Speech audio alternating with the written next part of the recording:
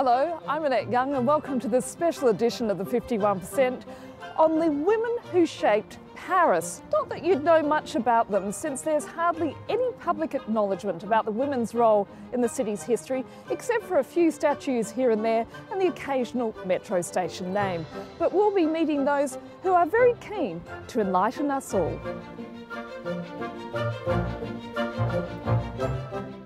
Welcome to the Women of Paris Essential Tour. What I found is that we talked a lot about les grands hommes in French, like Napoleon Bonaparte, like Victor Hugo. And then we talked a bit about the bad women.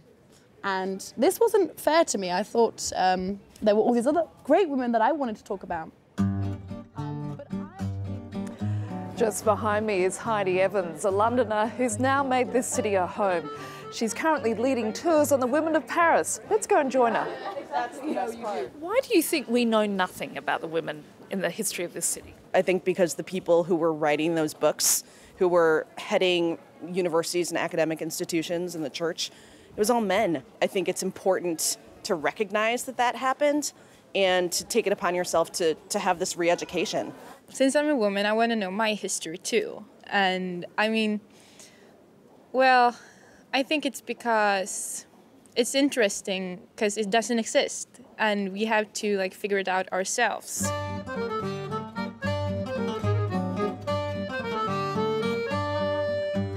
Heidi, I have to admit, it does make me laugh that it takes a Londoner to fill in the gaps about the role of women in this city's history. Why is it that we don't know that much about the women of this city?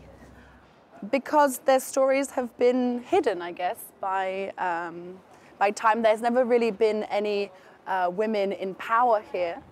And that's something, as an English person coming here, that's something that struck me because, of course, in England we've had queens and people go to London to see the Queen. I mean, they go to see Buckingham Palace. Here they go to see Versailles, which was built by a man. The only queens that they've had here have been foreign and have not been very well liked.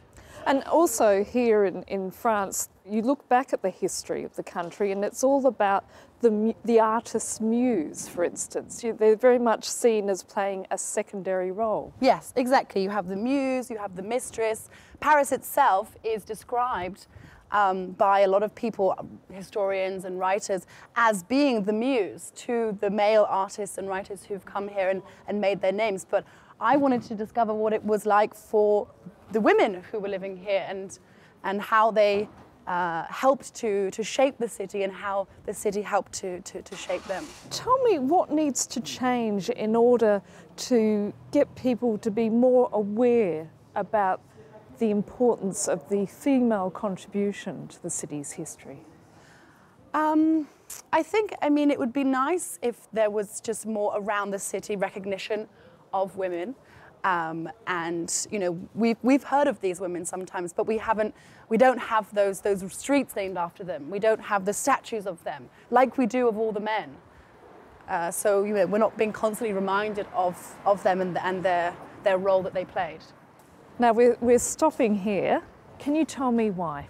Okay, so this house, number 20, this was the house of a woman called Natalie Clifford Barney, who lived here for 60 years.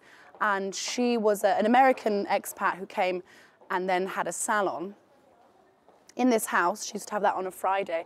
And she would invite women writers. She had her own Académie des Femmes, which was actually, she created that in response to the Académie Française, who didn't support women writers at the time.